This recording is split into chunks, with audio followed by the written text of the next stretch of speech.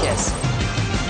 Well, the White House has now hit back in a sharp exchange between the Chief Justice of the United States and the Commander-in-Chief.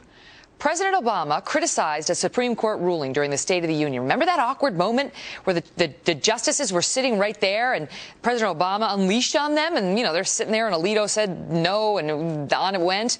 Well, now the Chief Justice, John Roberts, has responded. These guys don't speak out very often, and finally we did hear him say something about it, criticizing what he calls the political pep rally tone of the State of the Union address. Molly Henneberg, live in Washington with the details. Molly, this is so unusual to hear this sort of a dust-up between the Chief Justice and the President of the United States. Right, and the Chief Justice told law students at the University of Alabama, Megan, that the State of the Union address has, quote, degenerated into a political pep rally, and he's not sure why the 9 Supreme Court justices are there. Here's more on that. The image of having the members of one branch of government standing up, literally surrounding the Supreme Court, cheering and hollering, while the court, according to the requirements of protocol, has to sit there expressionless, I think is very troubling.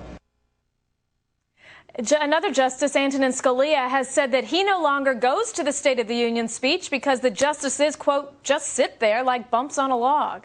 Yeah, Megan? Exactly. That's what they're supposed to do. They're not really supposed to react, and that's why Alito got into trouble, or at least got criticized. Just set it up for us, for those who don't remember. What did the president say in the State of the Union, and then what was the reaction?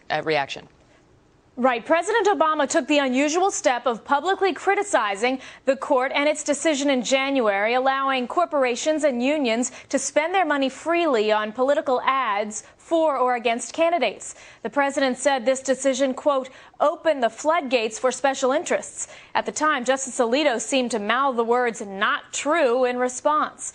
The Chief Justice, though, says he believes that anyone can take issue with the decision of the court. He says, I have no problem with that, but he suggested it may not be the time for the justices to just sit there and not be able to say anything. All right, Molly Henneberg, thank you.